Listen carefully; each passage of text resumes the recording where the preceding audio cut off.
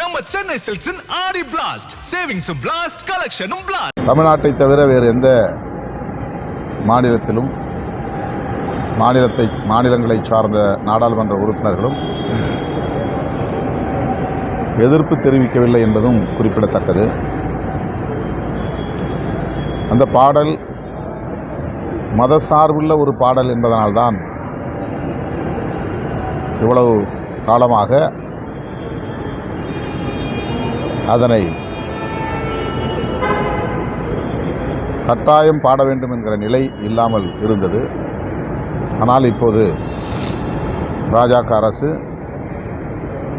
அந்த பாடலையும் தேசிய கீதத்தையும் இணைந்தே பாட வேண்டும், பாடத் தவறினால் தண்டனை உண்டு என்ற சட்டத்தை நிறைவேற்றியிருக்கிறார்கள். இது மதச்சார்பின்மைக்கு எதிரானது, பிற மதங்களை சார்ந்தவர்களின் உணர்வுகளுக்கு எதிரானது, பாட மறுப்பவர்களை அல்லது தயங்கக்கூடியவர்களை தண்டிக்கும் நோக்கோடு இந்த சட்டத்தை அவர்கள் நிறைவேற்றியிருப்பது அடாவடியான ஒரு போக்கு. விடுதலை சிறுத்தைகள் கட்சி பாஜக அரசின் இந்த போக்கை வன்மையாக கண்டிக்கிறது. காவேரி ஒழுங்காற்றுக்குழு டெல்லியிலே கூடியது. அந்த கூட்டத்தில் உடனடியாக கர்நாடக மாநில அரசு 3500 கியூசெக்ஸ் தண்ணீரை, அதாவது 4.5 TMC தண்ணீரை திறந்துவிட வேண்டும் என்று ஆணையிட்டிருக்கிறது. நமக்கு முறைப்படி ஜூன் மாதத்திலும் ஜூலை மாதத்திலும் சேர்த்து 65 TMC தண்ணீர் வழங்க வேண்டும் என்பது ஏற்கனவே உள்ள நிலைப்பாடாகும். சட்டப்பூர்வமான ஒரு முடிவாகும். ஆனால் 4.5 TMC தண்ணீர் கொடுப்பதற்கே கர்நாடக அரசு தயங்குகிறது. பெங்களூர் மக்களுக்கு குடிநீர் இல்லை என்ற காரணத்தை சொல்லுகிறது.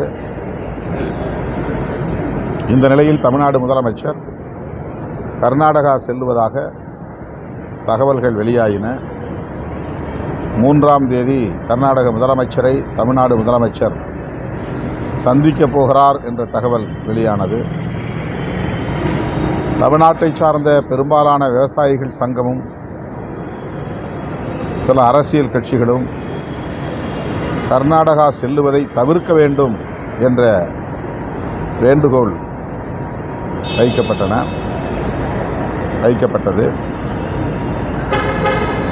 ஆனாலும் முதலமைச்சர் திட்டமிட்டவாறு கர்நாடகா செல்லுவதாக, பெங்களூர் செல்லுவதாக தகவல்கள் வெளியாகின.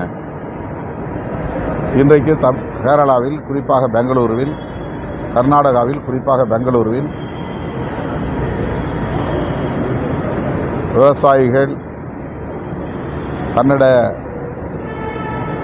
அமைப்புகள் போராட்டத்தில் களமிறங்கியுள்ளன. எனவே கர்நாடக முதலமைச்சர், தமிழ்நாடு முதலமைச்சர் பெங்களூரு இப்போதைய சூழலில் வரவேண்டாம் என்று சொல்லியிருக்கிறார்.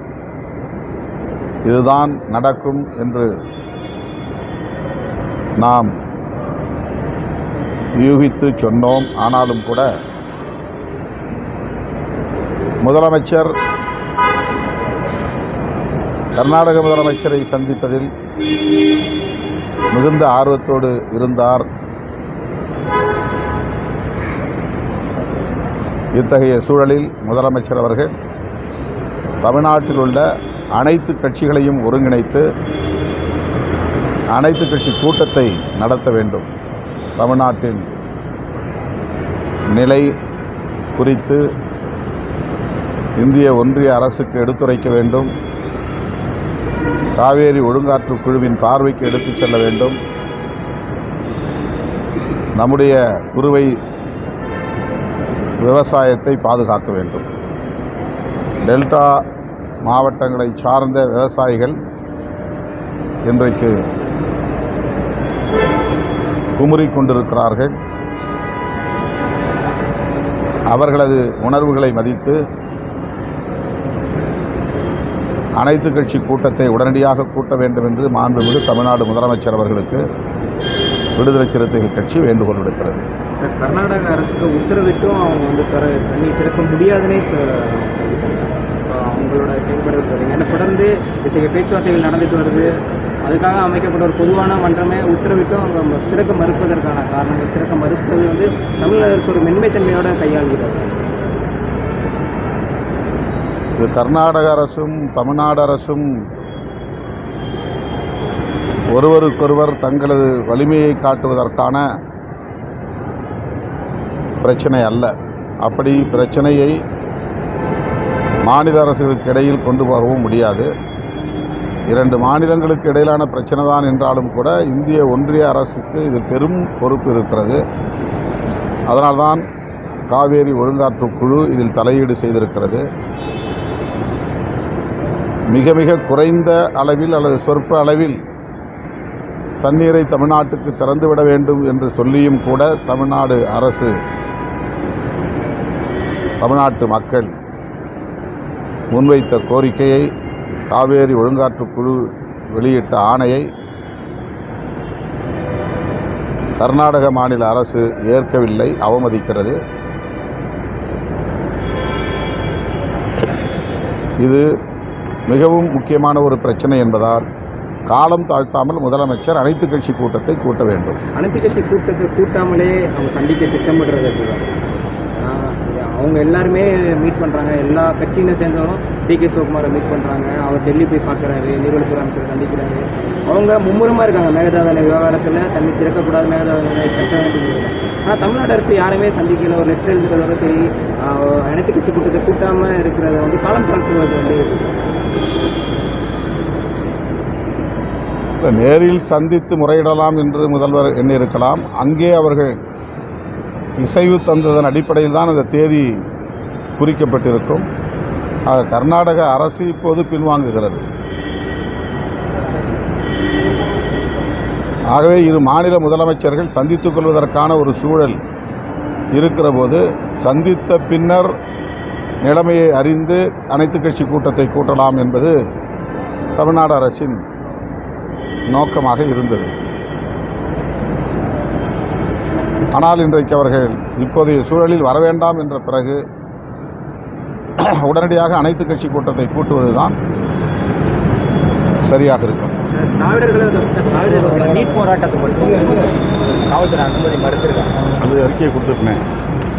திராவிடர் கழகம் எந்த அரசியல் கட்சிக்கும் எதிரான இயக்கம் இல்லை.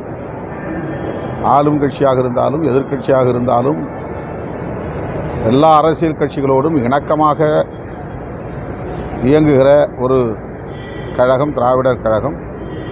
கொள்கை அடிப்படையில் சில கட்சிகளோடு கொள்கை சார்ந்த விமர்சனங்களை முன்வைக்கிற ஒரு இயக்கம்.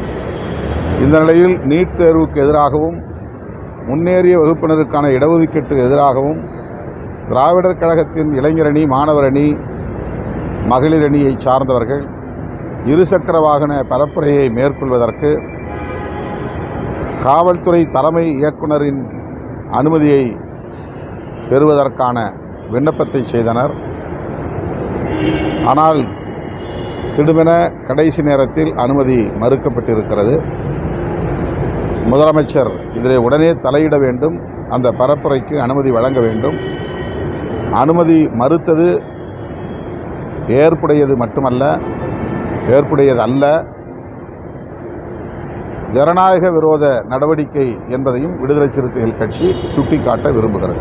நம்ம சென்னை சில்க்ஸின் ஆடி பிளாஸ்ட், சேவிங்ஸும் பிளாஸ்ட், கலெக்ஷனும் பிளாஸ்ட்.